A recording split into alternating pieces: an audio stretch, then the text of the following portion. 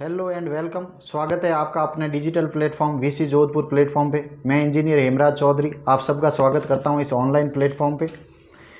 साथियों, अपन आज बेसिकली एक नए सब्जेक्ट की बात करेंगे जो आप भली भांति जानते हो कि अपन जो है साइंस के बारे में बात करेंगे। साइंस सब्जेक्ट की आपका रोल आपको पता ही है। कोई भी कंपटीशन एग्ज़ाम होता है, चाहे अपन गवर्नमेंट जो राजस्थान गवर्नमेंट के एग्ज़ाम हो या सेंट्रल के एग्ज़ाम हो, बैंकिंग, एसएससी, सब सेक्टर के अंदर, सब कंपटीशन एग्ज़ाम के अंदर साइंस का पोर्शन आता है। अब साइंस के अंतर्गत अपन बेसिकली आपको जानते हो कि साइंस को बेसिकली 3 सेगमेंट के अंदर बांटा गया है। एक फिजिक्स है, एक केमिस्ट्री है और एक बायोलॉजी है, और कुछ इन्वायरमेंट के टॉपिक है। अपन टॉपिक वाइज एक सब्जेक्ट को लेके चलेंगे। वैसे इन सब्जेक्ट का जो क्रेज है वो आपके 10th तक का जो एनसीईआरटी है उसके अंतर्गत ही सवाल, 10th तक के एनसीईआरटी के अंतर्गत ही सवाल पूरे एग्ज़ाम के अंदर, चाहे सेंट्रल के एग्ज़ाम हो, चाहे अपने राजस्थान गवर्नमेंट के एग्ज़ाम हो, उसके अंतर्गत 10th एनसीईआरटी के अंदर से ही सवाल पूछे जाते हैं। अब दिक्कत यहाँ आती है कि अपन जब 10th तक का मान लो स्कूलिंग का बच्चा पढ़ता है तो कहीं ना कहीं सब्जेक्ट के अंदर टीचर द्वारा वो पूरे लेवल तक नहीं पढ़ाया जाता है, जिसके अंतर्गत अपन जब वापस आगे की तैयारी करते हैं तो उसके अंतर्गत अपन को दिक्कत आ जाती है। अब हाल ही फिलहाल की अपन बात करें कि जो फर्स्ट ग्रेड का पेपर हुआ था उसके अंतर्गत जो फर्स्ट पेपर था, हर सेक्टर के अंदर फर्स्ट पेपर था, उसके अंतर्गत जो साइंस के 5 सवाल आए थे वो पूरे एनसीईआरटी के अंदर से एज इट इज सवाल उठाए गए थे। लेकिन दिक्कत ये आती है परीक्षार्थी नहीं कर पाता है क्योंकि उसने जब स्कूलिंग पढ़ी है तब ढंग से ध्यान नहीं दिया, या कोचिंग के अंदर पढ़ा है तो उस मटेरियल को नहीं लिखाया गया था। तो अपन ये जो इस जो क्लासेस के अंदर अपन ये पूरा सुनिश्चित कर लेंगे कि जितने भी एग्ज़ाम के अंदर सवाल बनते हैं वो सब अपन लेके चलेंगे। एक भी मेरी जो कोशिश रहेगी कि आपको पूरे लेवल तक पढ़ाया जाए जिससे एक भी क्वेश्चन आपका छूटे नहीं। अपन आज की क्लास में स्टार्ट करने से पहले अपन बेसिकली 3 सेगमेंट की अपन बात कर ली। तो आज की क्लास जो है मैं फिजिक्स से स्टार्ट कर रहा हूँ। अब फिजिक्स के अंदर क्वेश्चन कितने टाइप के आते हैं तो दो तरफ के आते हैं। एक तो कंसेप्ट बेस्ड सवाल आते हैं और एक आता है न्यूमेरिकल क्वेश्चन। अब फिजिक्स की जो खास बात ये है कि फिजिक्स के अंतर्गत आपको थोड़ी डिफिकल्ट लगती है, हर परीक्षार्थी को थोड़ी डिफिकल्ट लगती है। बेसिकली साइंस बैकग्राउंड का बच्चा होता है तो उसको फिर भी ठीक लगती है, इजीली हो जाती है सवाल, लेकिन दूसरे जो बैकग्राउंड के परीक्षार्थी होते हैं उनके लिए थोड़ी सी डिफिकल्ट पड़ती है। लेकिन अपन बेसिक से पढ़ेंगे, धीरे धीरे पढ़ेंगे। हो सके कि स्टार्टिंग के अंदर आपको समझने में थोड़ी दिक्कत आए, लेकिन फिर भी 1-2 बार वीडियो को देखना, बार बार देखना, और फिर भी आपकी कोई क्वेरी रहे तो हमें बताना, जिससे अपन साथ साथ डिस्कस करते रहेंगे। और प्रीवियस ईयर के जो भी सवाल आ रहे हैं वो भी अपन साथ में डिस्कस करते हुए चलेंगे। तो आज अपन जो पहली क्लास है वो फिजिक्स की स्टार्ट करते हैं। फिजिक्स जो है भौतिक विज्ञान, जो आप जानते हो, फिजिक्स जो शब्द है, थोड़ी सी अपन इस फिजिक्स की अतीत की बात करते हैं कि एक ग्रीक भाषा का वर्ड था फ्यूसिस। ग्रीक भाषा है, उसका एक शब्द था फ्यूसिस। इस फ्यूसिस वर्ड से ही फिजिक्स की उत्पत्ति हुई। अब सर फ्यूसिस का मतलब क्या होता है अपनी भाषा में बोले तो नेचर। नेचर नेचर मतलब प्रकृति। अब सर इसके अंतर्गत जो फिजिक्स के अंदर जो होता है वो प्रकृति के अंदर जो प्राकृतिक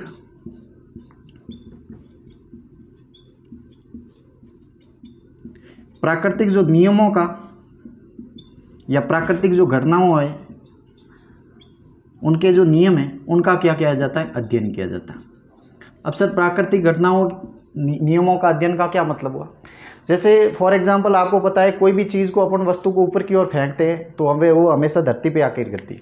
कारण क्या आपको पता है कि पृथ्वी के अंदर एक गुरुत्वाकर्षण बल लगता है जो कोई भी वस्तु को अपनी ओर खींचता है, जिसके कारण कोई भी वस्तु को अपन आकाश ऊपर की ओर फेंकेंगे तो वो हमेशा आके कहाँ गिरेगी, धरती पर। इसका मतलब कहीं ना कहीं प्राकृतिक जो नियम है उसका अध्ययन किया जाता है। और एक बात इस फिजिक्स की खास बात बता दूं कि इसके अंदर कोई भी ऑप्शनल या अपवाद नहीं है, रटने वाला कुछ भी नहीं है। सिर्फ और सिर्फ कंसेप्ट समझना पड़ेगा। कंसेप्ट आपके समझ में आ गया तो आप जिंदगी भर उस टॉपिक को नहीं भूल पाओगे, और कोई भी एग्जाम के अंदर न्यूमेरिकल आए सही या कंसेप्ट बेस्ड सवाल आए वो कर लोगे। बाकी केमिस्ट्री के अंदर हाँ आप भी जानते हो कुछ ऑप्शनल केस होते हैं, अपवाद होते हैं, उनको याद रखना पड़ता है। अब इस टॉपिक को स्टार्ट करने से पहले कुछ अपन बेसिक से चलेंगे। बेसिक अपने काम ये आएगा जो भी अपन टॉपिक तक पहुंचेंगे तो उसके बारे में अपन को जानते हैं कुछ टर्म से कम भली बात ही आप जान पहचान हो जाओगे, हाँ ये टर्म सुना था। क्योंकि कुछ आपके अंदर भी टर्म्स जो है जब पढ़ेंगे तो कुछ नए टर्म्स आएंगे जो नहीं सुने हुए होंगे। तो उसके अंतर्गत अपन सबसे पहले जो है बेसिक से बात करते हैं।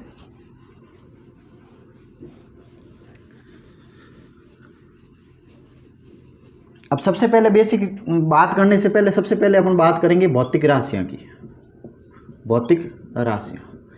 अब सबसे पहले सर ये भौतिक राशियाँ क्या होती है? तो राशियाँ का मतलब होता है यहाँ पे मापन की अर्थपूर्ण व्यवस्था, मापन की अर्थपूर्ण व्यवस्था। अब सिंपल सी बात है, इसको मापन की अर्थपूर्ण व्यवस्था का मतलब क्या हुआ, इसको अपन है ना एक एग्जांपल से समझते हैं। फॉर एग्जांपल आपको मैंने कहा 5 किलोग्राम। अब सर 5 किलोग्राम से क्या मतलब हो रखा है कि कहीं ना कहीं 5 किलोग्राम का मतलब ये 5 तो उसकी वैल्यू है, संख्यात्मक मान है, और किलोग्राम उसका मात्रक है। अब सर किलोग्राम किसका मात्रक है? तो द्रव्यमान का मात्रक होता है किलोग्राम। किसका मात्रक होता है? द्रव्यमान का। ठीक है, इसका मतलब क्या हो रहा है कि अपन को इस 5 किलोग्राम को देख के ये पता चल रहा है कहीं ना कहीं अपन किसकी बात कर रहे हैं? द्रव्यमान की बात कर रहे हैं। तो सिंपल सी बात है, राशि का मतलब क्या हो गया? मापन की अर्थपूर्ण व्यवस्था। ठीक है भाई। अब देखो भौतिक राशियों को अपन बेसिकली 2 सेगमेंट के अंदर पढ़ेंगे। सबसे पहले भौतिक राशियों को 2 टाइप्स में बांटा गया है। एक होती है सदिश राशि और दूसरी होती है अदिश राशि।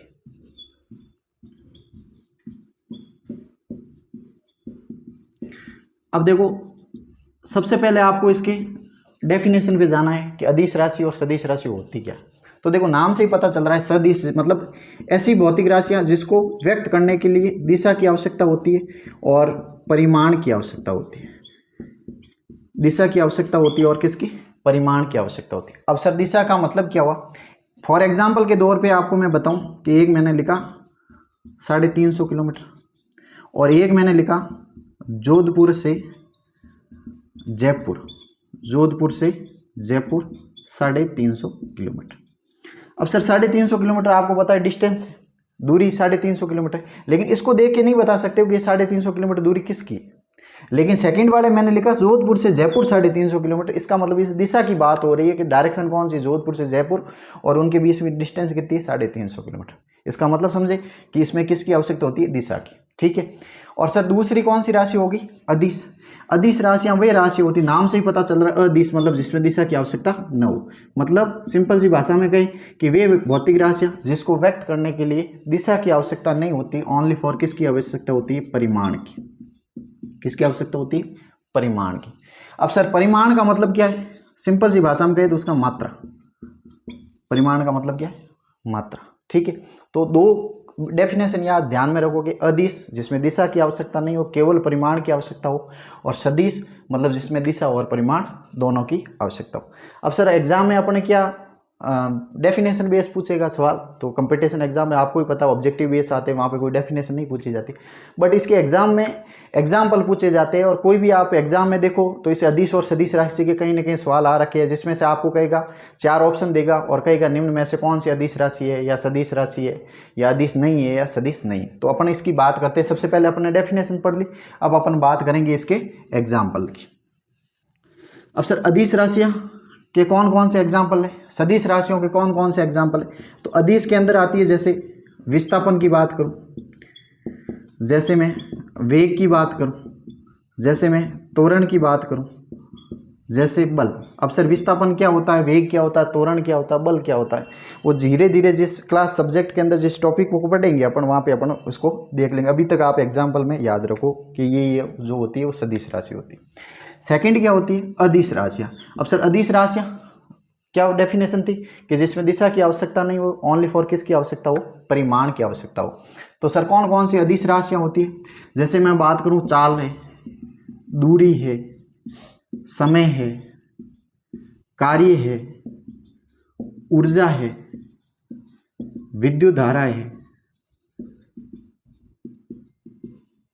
लंबाई है, क्षेत्रफल है, आयतन है,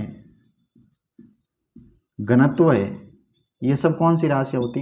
अदिश, मतलब इसको व्यक्त करने के लिए दिशा की आवश्यकता नहीं होती, ओनली फॉर किसकी आवश्यकता होती है, परिमाण। तो एग्जाम में क्वेश्चन कैसे फ्रेम होगा कि निम्न में से कौन सी अदिश राशि है, तो एक अदिश में से उठा देगा, तीन सदिश में से उठा देगा। ठीक है, ये जो वर्ड है उसमें से आप जैसे विस्थापन, वेग, विद्युत धारा, ऊर्जा, ये इससे भली बात नहीं जानते होंगे, बट जैसे जैसे अपन टॉपिक पढ़ेंगे, ऊर्जा के बारे में पढ़ेंगे तो पूरा टॉपिक पढ़ेंगे, विद्युत धारा पूरा पढ़ेंगे, तब आसानी से समझ में आ जाएगा। ठीक है, और तीसरी एक और राशियाँ होती है प्रदिश राशियाँ, जो बेसिकली जो न तो सदिश हो न अदिश हो उसको प्रदिश राशियाँ बोली जाती है। लेकिन अपन सिलेबस में नहीं, अपन इतना पढ़ेंगे कि जिससे अपन बेसिक क्लियर हो सके और बेसिक से अपना एग्जाम में क्वेश्चन हो सके। बाकी हाई लेवल तक अपन इसमें नहीं जाएंगे, क्योंकि ये फिजिक्स का 11th का पोर्शन का टॉपिक होता है, वहाँ पे पूरा पढ़ाया जाता है। ठीक है, अब दो तरह से आपने देख लिया कि एक तो अदिश राशियाँ होती है और एक दूसरी कौन सी होती है, सदिश राशियाँ। अब सर मैंने कहा था आपको स्टार्टिंग में कि इस भौतिक राशि को दो सेगमेंट में पढ़ा जाता है, एक तो अदिश सदिश में, और एक टाइप पढ़ा जाता है जिसमें इस भौतिक राशि को तीन तरफ से बांटा गया है। एक तो होती है मूलभूत भौतिक राशि, मूलभूत भौतिक राशि, ठीक है। सेकंड होती है व्युत्पन्न भौतिक राशि, मतलब व्युत्पन्न राशि, ठीक है। और तीसरी होती है पूरक राशि। तीसरी कौन सी होती है, पूरक राशि, ठीक है।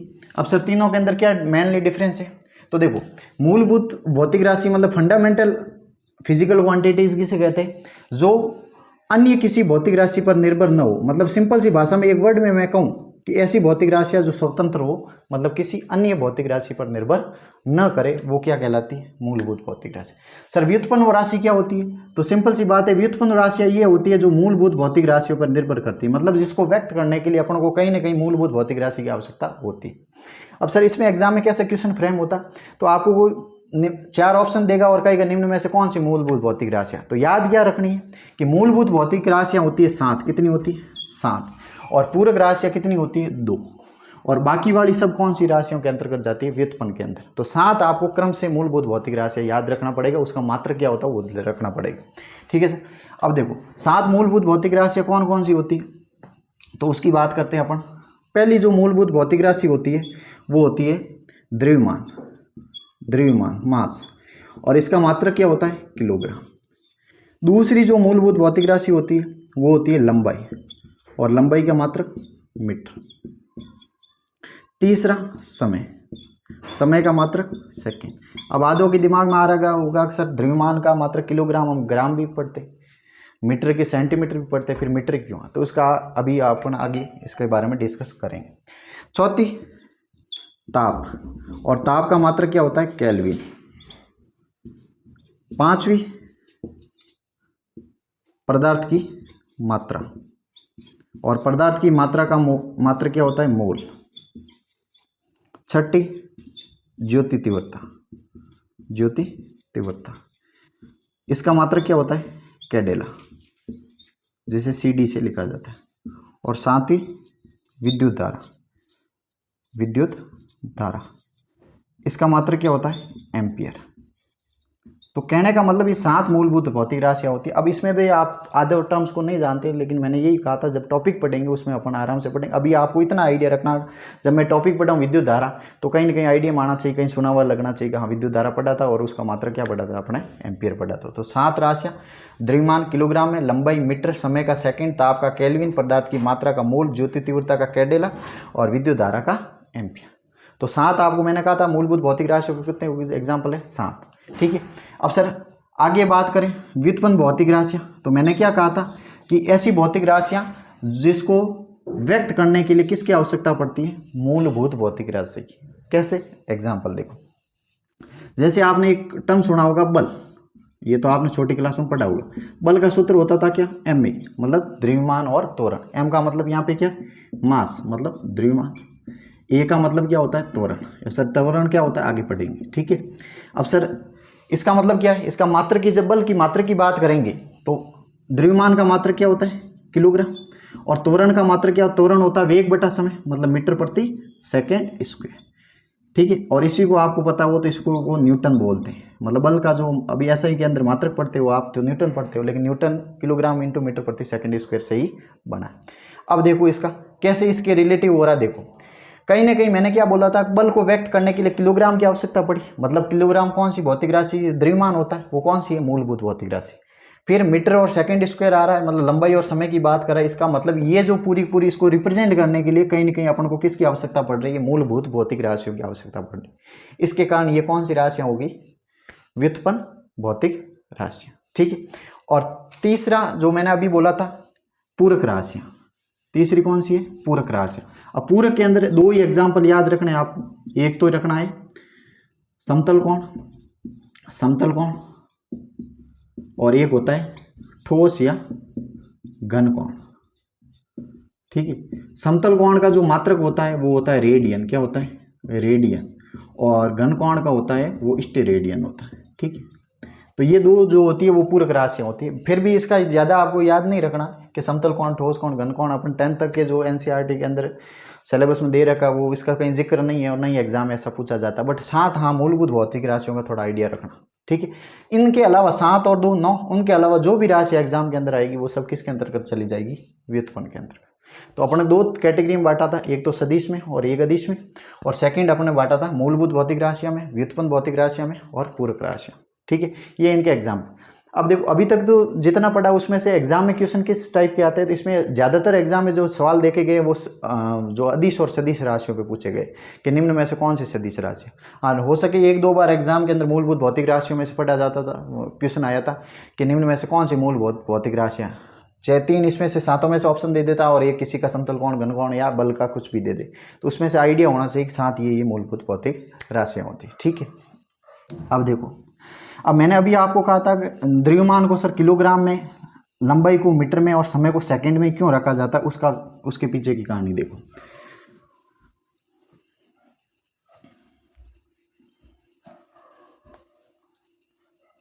अब देखो, सबसे पहले कोई भी जो भौतिक राशि होती है उसको रिप्रेजेंट करने का तरीका होता है P बराबर NU, P बराबर NU। सर P क्या है, फिजिकल क्वांटिटीज है। N क्या होता है, N का मतलब होता है संख्यात्मक मान, संख्यात्मक मान, ठीक है। और U का मतलब होता है उसका यूनिट, मतलब मात्रक। कैसे सर, इसको एग्जाम्पल से देखो। मैंने एग्जाम्पल में लिखा F बराबर में 10N, F बराबर में कितना लिखा, 10N। अब 10N का मतलब सिंपल सी बात है, समझो कि F का मतलब तो अपन जान गए क्या है, F का मतलब तो है बल, F का मतलब क्या हो गया, बल है, ठीक है, बल है। और 10 का मतलब क्या हो गया, उसका संख्यात्मक मान है, कितना है, 10। और n का मतलब है उसका यूनिट, इकाई। n किससे रिप्रेजेंट करते थे, अभी देखा था बल का मात्रक क्या होता था, न्यूटन। इसका मतलब इसको देख के अपन पता लगा सकते हैं कि जैसे क्वेश्चन के अंदर कहीं लिखा हुआ है कि बल 10 न्यूटन है, इसका मतलब अपन को क्या पता चला कि सीधी सी बात 10 उसका संख्यात्मक मान है, n उसका क्या है, मात्रक है। तो कोई भी फिजिकल क्वांटिटीज को रिप्रेजेंट करने के लिए दो राशि की आवश्यकता होती है, एक तो संख्यात्मक मान की और एक इकाई की। बिना इकाई की नहीं पता चला, जैसे फॉर एग्जांपल मैंने 10 खाली 10 लिख दिया, तो इससे अपन को ये पता नहीं चलता कि 10 क्या है राशि। अपन 10 सिंपल सी भाषा में बात कर दी एक संख्या है, लेकिन 10 के पीछे जैसे ही मैंने 10 के पीछे सेकंड लिख दिया, इसका मतलब सिंपल सी बात होगी 10 सेकंड की बात करें, मतलब समय की कहीं ना कहीं अपन बात करें, ठीक है। अब देखो, अब जो मात्रकों की पद्धतियां, अलग अलग मात्रकों की पद्धतियां चली थी, मात्रकों की जो है ना पद्धतियां, मात्रकों की पद्धतियां, सबसे पहले जो मात्रकों की पद्धतियां चली थी, 4 पद्धतियां थी। सबसे पहले थी सीजीएस पद्धति। उसके बाद सेकंड जो पद्धति थी वो थी एफपीएस। तीसरी जो पद्धति थी वो थी एमकेएस पद्धति। और जो चौथी पद्धति है वो है एसआई पद्धति। अब देखो सिंपल सी भाषा, सीजीएस का मतलब क्या होता था, सी का मतलब सेंटीमीटर, ग्राम, सेकंड पद्धति, फिर फुट, पाउंड, सेकंड पद्धति, फिर मीटर, किलोग्राम, सेकंड पद्धति। इसका मतलब क्या हो रहा है कि अब जाके जब भी अपन द्रव्यमान को मापते मीटर में, द्रव्यमान को मापेंगे अपन किलोग्राम में, लंबाई को मापेंगे मीटर में और समय को किस में मापते हैं, सेकंड में। तो सर आजकल जो वर्तमान में कौन सी पद्धति प्रचलित है, तो एसआई पद्धति। एसआई का मतलब होता है सिस्टम ऑफ इंटरनेशनल, मतलब अंतर्राष्ट्रीय मात्रक पद्धति। ये कुछ नहीं, एमकेएस का व्युत्पन्न रूप है। इसका मतलब सिंपल सी भाषा में बात करें तो एमकेएस ये कहना चाहती है, मतलब एसआई पद्धति ये कहना चाहती है द्रव्यमान को अपन किस में लेंगे, किलोग्राम में। लंबाई की जहाँ जहाँ बात होगी वो किस में लेंगे, मीटर में। और समय की जहाँ जहाँ बात होगी वो किस में लेंगे, सेकेंड। ठीक है।